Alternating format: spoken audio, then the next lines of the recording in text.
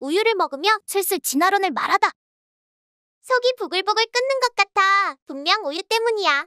알다시피 먹는 건 내 전문인데. 비니는 왕족은커녕 양반도 못 되는 게 분명해. 이건 또 우유 가지고 무슨 모함이야. 우유를 조선시대에는 타락이라고 했는데 아주 귀한 음식으로 임금의 보양식이었다고. 그걸 소화시키지 못하면 못하면 뭐? 미개인이라고 봐야지. 크크. 들어봐. 우유에는 락토스, 즉 젖당이 함유돼 있어. 그런데 무려 전 세계 인구의 75%가 이를 소화시키지 못하는 유당 불내증을 갖고 있다고. 그러지 말고 그냥 락토프리 우유 먹어. 구독, 좋아요 해주세요.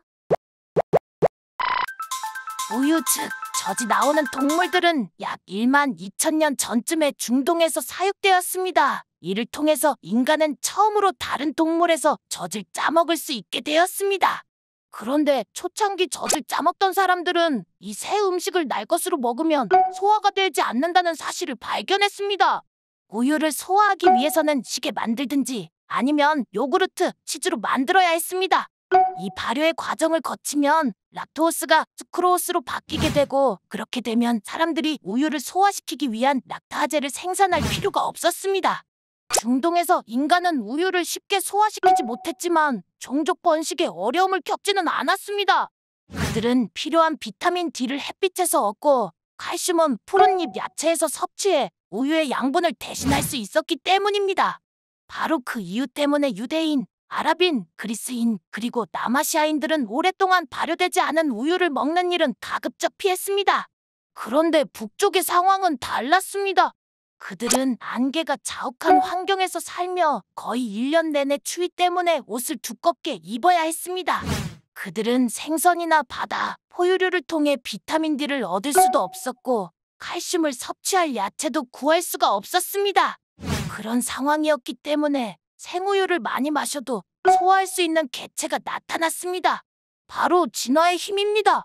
그들은 우유를 소화시키는 능력으로 뼈를 발육시키고 구루병이나 골종 같은 질병을 이겨냈습니다. 인류는 그만큼 영역을 확대할 수 있었습니다.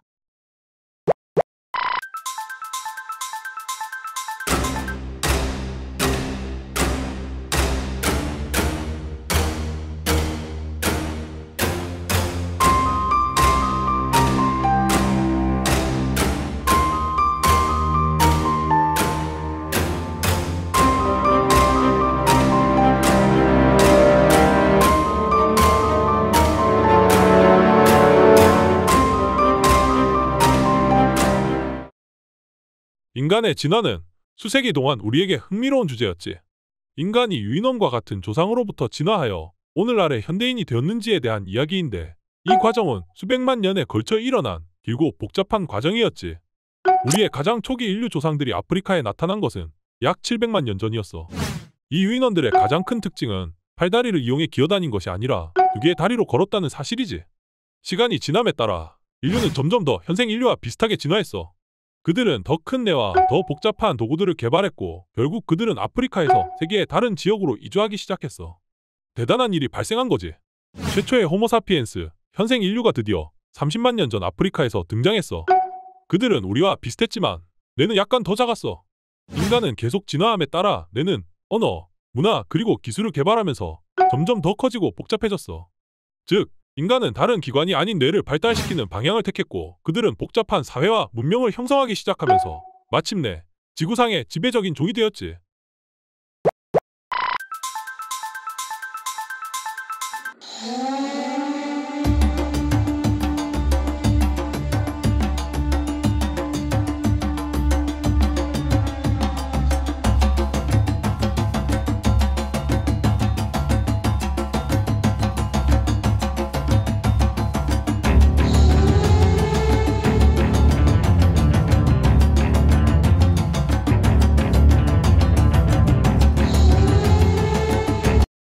진화론은 이야기이다 라는 말이 있던데 무슨 뜻이야?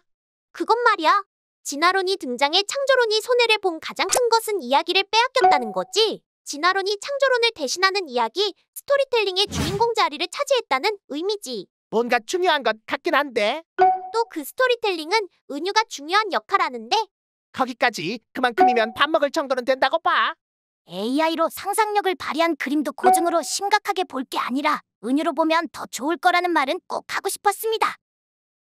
복잡하면 완벽해진다네. 시로 노래한 진화론. 당신이 먹는 것이 곧 당신이다.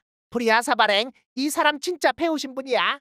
먹는 게 아니라 무엇을 읽느냐가 그 사람의 품격을 좌우하지. 고양이의 생, 뭐 있겠어. 다 먹고 살자는 것이지. 내가 마음의 양식을 위해 영국 시인 테니슨의 예술의 궁전이라는 시를 들려주지. 자연 만물은 넓어지며 높아지네 영원히. 단순하면 그 본질은 그만큼 더 낮은 곳에 임하는 법.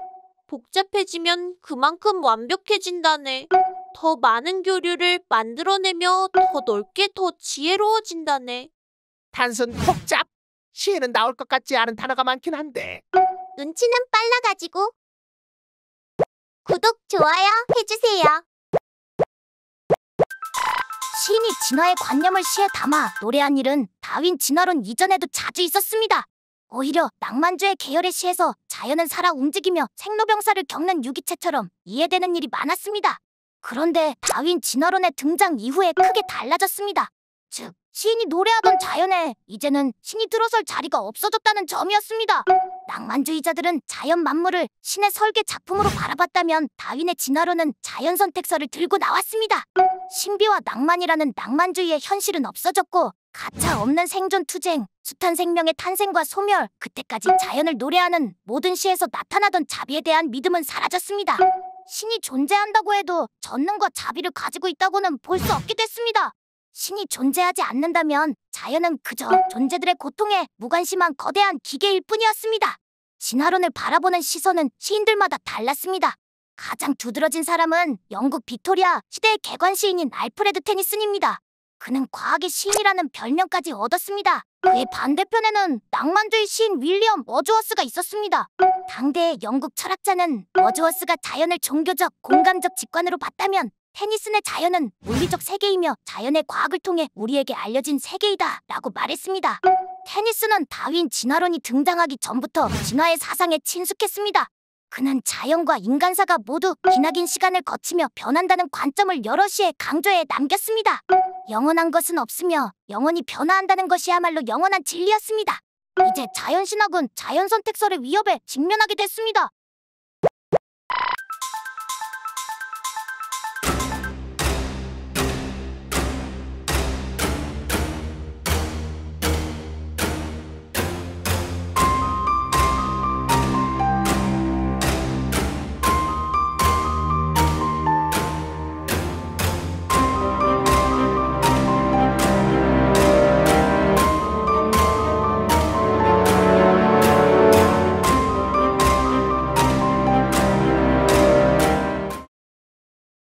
다윈과 다윈 진화론에 대해 이제 찬찬히 알아보자고. 찰스 다윈은 19세기에 살았던 영국의 박물학자였어. 그는 남아메리카와 갈라파고스 제도로 가는 연구 탐험 활동으로 5년을 보낸 후 자신이 발견한 진화 이론을 제안한 최초의 과학자들 중 한 명이었어. 여행 동안 다윈은 독특한 방법으로 환경에 적응한 다양한 동식물을 관찰했어. 그는 환경에 더 잘 적응한 유기체가 생존하고 번식할 가능성이 더 높고 그들의 유리한 특성을 자손들에게 물려준다는 것을 알아. 이 과정을 자연선택이라고 하고 다윈 진화론의 바탕이 됐어. 1859년에 찰스 다윈은 자연선택에 의한 진화 이론을 세상에 종의 기원에 대하여 라는 이름으로 내놨어. 아니나 다를까 엄청난 논쟁에 휘말리면서도 생물학 분야에 혁명을 일으켰지. 또 다윈 진화론은 서로 다른 유기체의 진화 역사를 이해함으로써 질병 치료와 치료법 개발 방법을 더 잘 이해할 수 있게 했지.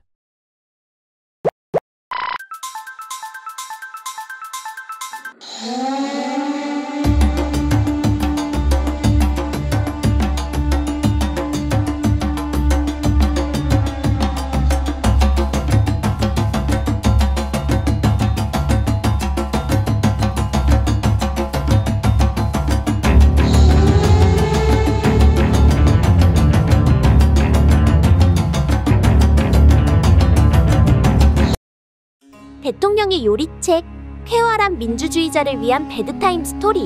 대통령의 요리 레시피가 발견되면서 시작된 요리책을 둘러싼 모험. 주의회 업데이트 예정. 다윈 대단한데? 그렇지? 다윈을 모르면 먹고 사는데 지장이 있겠어. 설마 오늘날에도 다윈의 진화론이 중요한 이유는 생명의 기원과 지구상의 종의 다양성을 이해하는 데 도움이 되기 때문입니다. 그리고 유기체가 어떻게 그들의 환경에 적응하는지, 우리가 어떻게 취약한 종들을 멸종으로부터 보호할 수 있는지를 이해하는 데 도움을 주기 때문이지. 고양이도 취약종이야. 잘 모르는 후추 나방 이야기. 참, 연구 대상이야. 뭐가? 먹고 자는 것 외에는 눈을 씻고 찾아봐도 잘하는 게 없는데 아직까지 네가 사람들 사이에서 잘 사는 이유를 모르겠단 말이야. 진화론을 배우고도 아직 모르네. 내 존재는 바로 자연 선택의 결정적인 증거라고 할 수 있지. 내가 들은 이야기로 나방조차도 환경에 적응하기 위해 노력한다고 후추 나방이라고 들어는 봤나? 무슨 나방 이름에 음식 이름이 들어가 있나? 헷갈리게. 그걸 또 입맛을 다셔요. 못 말린다. 정말. 구독, 좋아요 해주세요. 진화론의 핵심은 자연 선택입니다. 그리고 자연 선택의 현재형 증거 가운데 가장 유명한 예는 영국의 후추 나방과 박테리아를 들 수 있습니다. 1800년대 초 영국의 나무들은 대부분 연녹색의 지의류로 덮여 있었습니다. 연녹색 반점으로 덮인 후추 나방은 이런 환경과 잘 어울렸기 때문에 새를 비롯한 천적들을 피할 수 있었습니다. 그 후 산업혁명이 일어나 석탄을 연료로 쓰는 기계들이 대량으로 등장했습니다. 이로 인해 영국의 하늘은 까맣게 되고 연녹색 후추 나방의 안식처인 나무줄기도 까맣게 되었습니다. 공장지대의 나무들이 검댕으로 덮이자 자연 선택에 의해 나방들 중 소수였던 어두운 색 나방이 많이 생존하게 되고, 따라서 어두운 색의 자손이 더 많이 생겼습니다. 1800년대 말에는 영국의 후추 나방은 대부분 밝은 색에서 어두운 색으로 바뀌었습니다. 이 종은 변화된 환경에 적응함으로써 생존할 수 있었던 것입니다. 또 다른 예는 항생제 내성 박테리아의 진화입니다. 박테리아 감염을 치료하기 위해 항생제가 사용될 때 항생제에 내성이 있는 박테리아는 살아남아 번식하는 반면 내성이 없는 박테리아는 사멸하고 맙니다. 이렇게 시간이 지남에 따라 항생제에 내성이 있는 박테리아가 대부분을 차지하게 됩니다.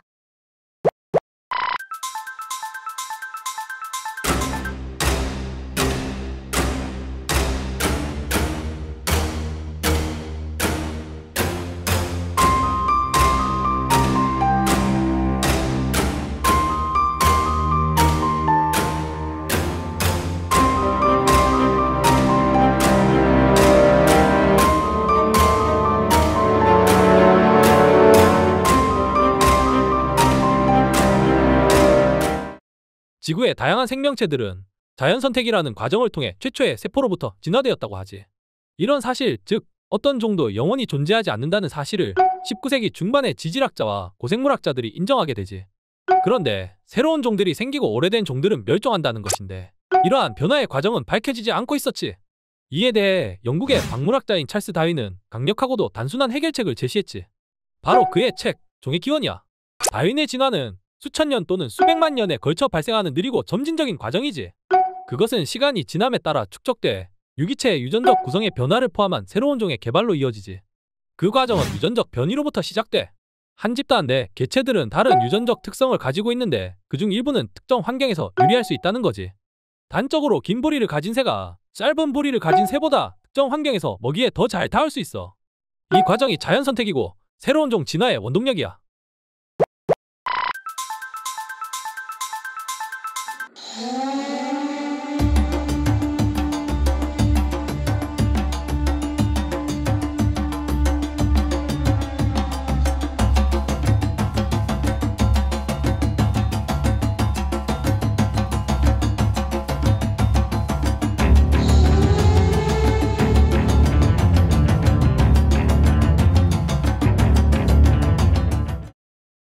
그래서 다윈도 새로운 종이 나올 것이라고 예견한 바 있지. 무슨 예언자야? 예언이 아니라 예건, 예측이라고. 마다가스카르에서 꽃의 꿀주머니의 길이가 28cm에 달하는 난초가 발견되자 다윈은 주둥이의 길이가 더 긴 곤충이 존재할 것이라고 예측했지. 그래, 실제로 발견됐어? 예, 실제로 다윈이 사망한 뒤인 1903년 마다가스카르에서 다윈이 예상한 수준으로 주둥이가 긴 나방이 발견되었습니다. 이 나방에는 크산토 판바 각시나방이라는 이름이 붙여졌습니다. 무엇이 우리를 앞으로 나아가게 하는가? 내가 오늘 드디어 니네 고양이 종족의 비밀을 알아냈지. 난 비밀 없는데. 고양이가 인간 앞에 나타난 건 역시나 먹이 때문이었어. 그럴 수 있지. 근데 먹이를 받아갔으면 인간에게도 뭘 해줘야 하는 거 아냐? 사랑을 줬잖아. 사랑? 쥐를 잡아줘야지 놀지 말고. 다 아는 이야기지. 무려 12,000년 전 일이야. 그 유명한 메소포타미아에서 벌어진 일 있지. 아는구만. 그럼 이건 알아? 고양이는 그래도 마음만 가축이 된 종이라고. 고양이의 자존심 있지. 구독, 좋아요 해주세요. 찰스 다윈은 가축과 야생 동물들의 변종 몇 가지를 각각 연구한 끝에 중요한 결론에 도달했습니다. 첫째, 모든 종에는 변이가 존재한다. 즉, 개개의 종마다 크기, 힘, 색, 그리고 기타 수백 가지의 형질들이 다르다. 둘째, 많은 형질들이 양친으로부터 자손으로 이어진다. 예를 들어, 양친이 키가 크면 자손도 키가 클 것이다. 이 두 개념은 다윈의 모국인 영국에서는 너무도 당연한 것으로 받아들여졌습니다. 수세기 동안 영국의 축산가들은 우량한 형질을 가진 가축을 골라 인위적 교배를 통해 번식을 시켜왔기 때문입니다. 이어서 다윈의 발전된 공언은 형질 변이와 유전이 자연 환경에서의 생존과 번식에 영향을 미친다는 사실을 알아낸 데 있습니다. 각각의 자손은 양친으로부터 형질을 이어받지만 그중 어느 자손도 양친과 똑같지는 않다는 사실을 발견한 것입니다. 한종 내에서 형질 변화는 대부분 생존과는 관계가 없습니다. 그러나 간혹 어떤 형질이 중요할 때가 있습니다. 근육이 더 튼튼하거나 깃이 더 화려해서 생존이나 이성을 유혹하는 데 유리하다면 이런 개체들의 형질이 자손에게 더 많이 전해질 것입니다. 다윈은 그런 과정을 자연선택 또는 적자생존이라고 불렀습니다. 산다는 것은 제한된 자원을 획득하기 위한 전쟁입니다. 살아남기 위해 생물은 갖가지 방법을 동원합니다. 모기나 바퀴벌레 같은 곤충은 대량의 자손을 만드는 양으로 승부를 걸고 사람처럼 큰 동물들은 소수의 자손을 양육하는 데 많은 에너지를 소비합니다. 나방은 변장수를 개발하고 어떤 종은 천적이 나타나면 화려한 색을 뽐내 독이 있다는 것을 알리기도 합니다.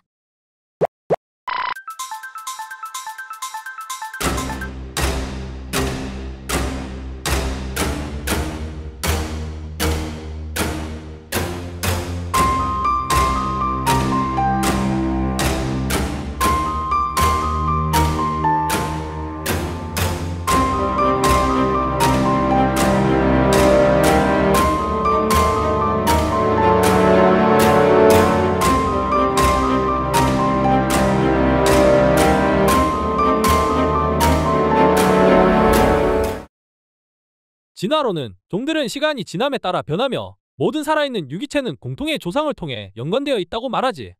이 이론은 화석 기록, 비교해부학, 유전자 분석을 포함한 방대한 증거에 의해 뒷받침되고 있어. 다윈의 진화론은 오늘날에도 여전히 큰 영향을 미치고 있지.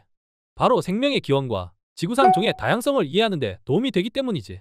다윈 진화의 원리를 이해함으로써 우리는 우리 행성에서 생명의 역사를 계속 탐구하고 인류에게 이익이 되는 새로운 기술과 치료법을 개발할 수 있다고 믿지.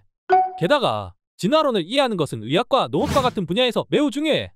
종들이 어떻게 진화하는지 연구함으로써 우리는 질병에 대한 새로운 치료법을 개발하고 증가하는 세계 인구를 먹여 살리기 위해 농작물 수확량을 개선할 수 있지.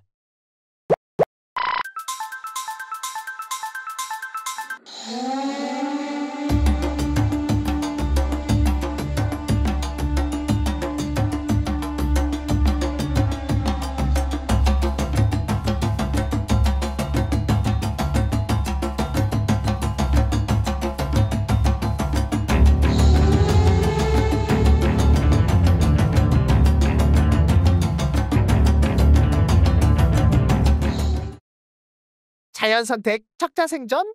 뭔가 좀 잔인해 보이기도 하지. 다 알지만 확인하는 김에 물어보는 건데 말이야. 진화론을 통해 우리가 뭘 배울 수 있는 거야? 오늘은 내가 딱 정리해주겠어. 인간 진화에서 중요한 교훈은 먼저 적응력의 중요성이야. 그리고 적자 생존의 경쟁도 있지만 협력이 생존과 번영의 필수라는 것도 중요한 교훈이지.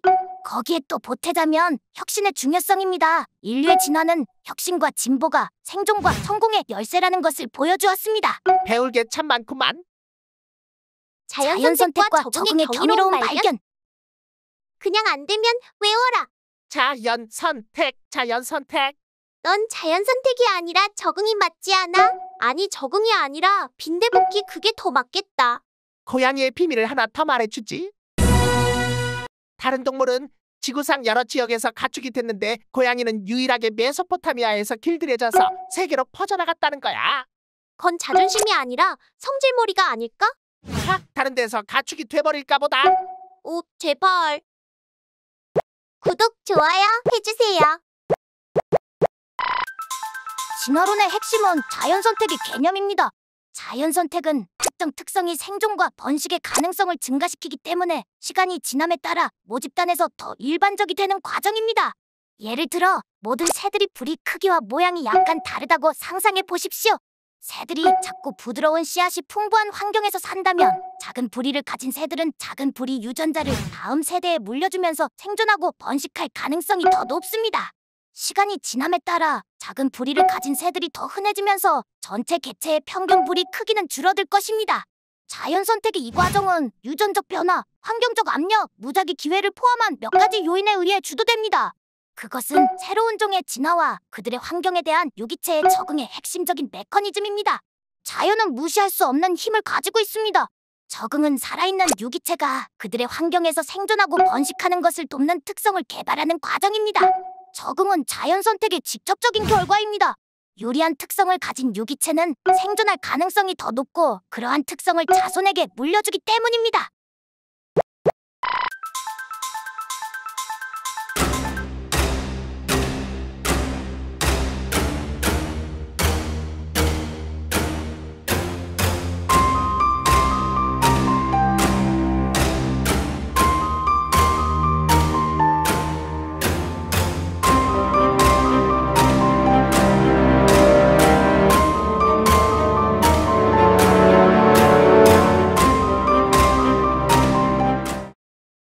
자연선택과 적응은 진화의 가장 중요한 메커니즘이라고 할 수 있지.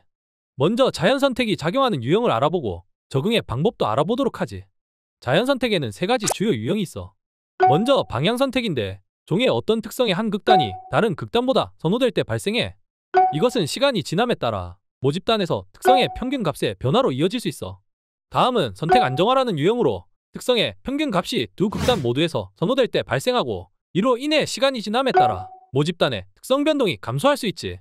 마지막 유형은 중단 선택으로 특성의 양 극단이 평균값보다 선호될 때 발생하는데 이는 시간이 지남에 따라 모집단의 특성에 대한 전반적인 변동을 증가시키지. 적응은 다양한 방법으로 발생할 수 있어. 예를 들어 한 생물체는 두꺼운 털과 큰 몸집과 같이 극기후에서 살아남도록 돕는 신체적 특성을 발달시킬 수 있지. 또 유기체는 포식자로부터 알을 잘 보호하기 위해 효율적인 둥지를 짓는 법을 배우는 새와 같이 환경과 더 잘 상호작용하도록 돕는 행동 특성을 발달시킬 수 있어. 이렇게 적응의 과정은 계속되고 있고 환경이 변화함에 따라 유기체는 생존하기 위해 계속해서 적응해야 하지. 이것이 진화가 수십억 년 동안 진행 중인 과정인 이유라고 하겠지.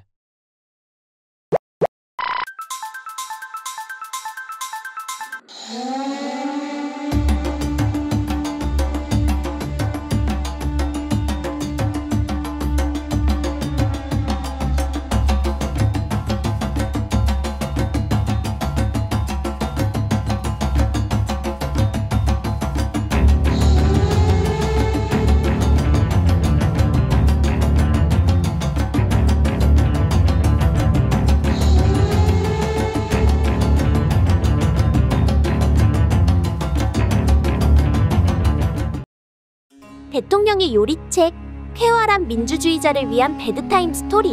대통령의 요리 레시피가 발견되면서 시작된 요리책을 둘러싼 모험. 주의회 업데이트 예정.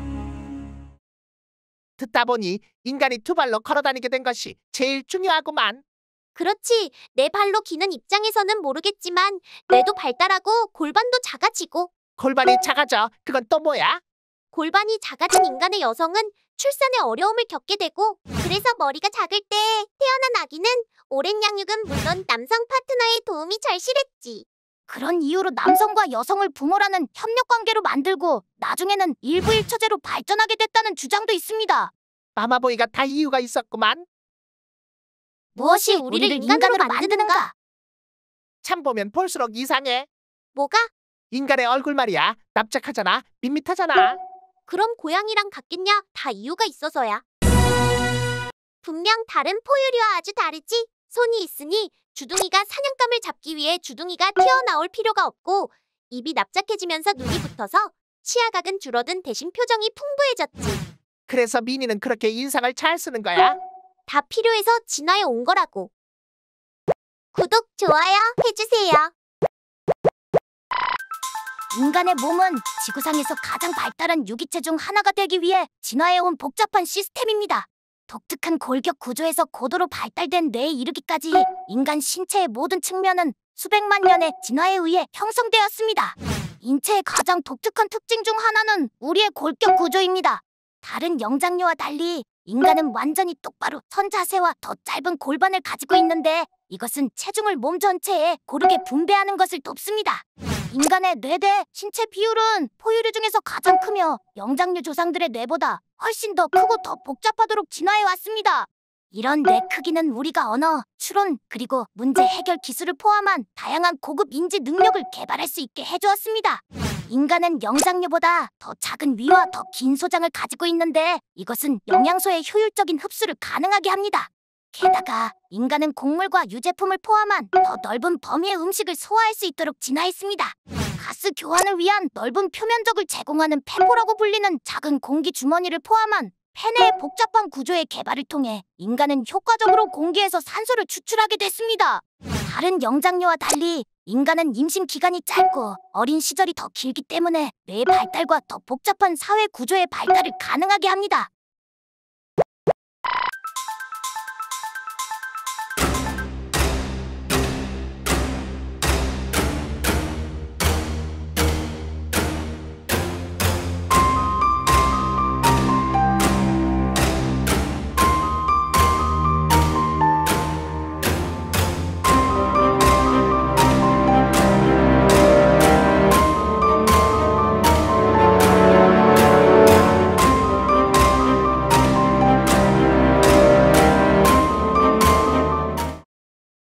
결론적으로 인류의 해부학과 생리학적 특징은 수백만 년의 진화의 결과야.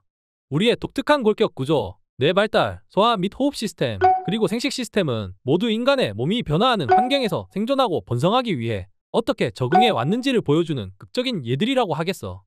그럼 인류는 다른 종과 달리 무엇에 어떻게 적응했는지 알아보자고. 초기 인류가 아프리카에서 세계의 다른 지역으로 이주하면서 그들은 낯선 환경에 직면했지. 예를 들어 추운 기후로 이주한 초기 인류는 동물의 가죽과 모피로 만든 옷을 개발했고 나무와 얼음과 같은 재료를 사용하여 대피소를 짓는 법을 배웠지. 초기 인류의 가장 큰 어려움은 생존하기에 충분한 음식과 물을 찾는 것이었어. 그들은 사냥, 채집과 같은 다양한 전략을 개발했어. 단백질 확보를 위해 인류는 창, 활, 화살, 덕과 같은 도구를 사용하는 사냥 기술을 개발했어. 채집은 초기 인류가 음식을 찾는 중요한 방법이었지. 초기 인류는 또한 생존할 수 있도록 도와주는 사회 구조와 공동체를 개발했어. 인류는 언어와 의사소통 기술을 발전시키면서 그들은 서로 지식을 공유하고 배울 수 있었지.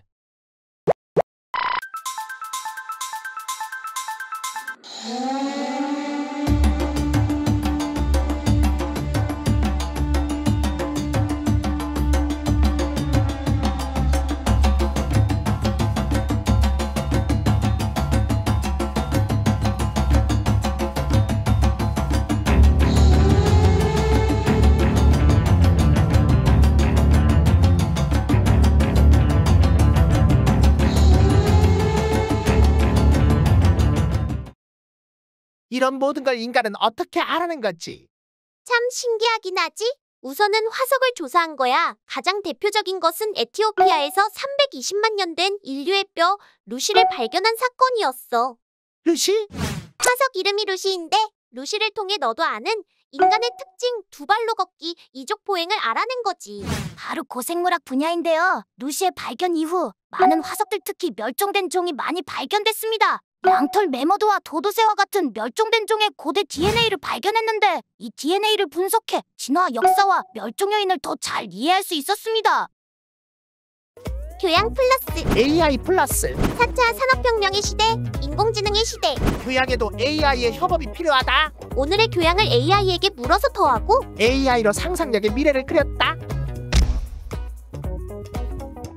대통령의 요리 레시피가 발견되면서 시작된 요리책을 둘러싼 모험. 주의회 업데이트 예정.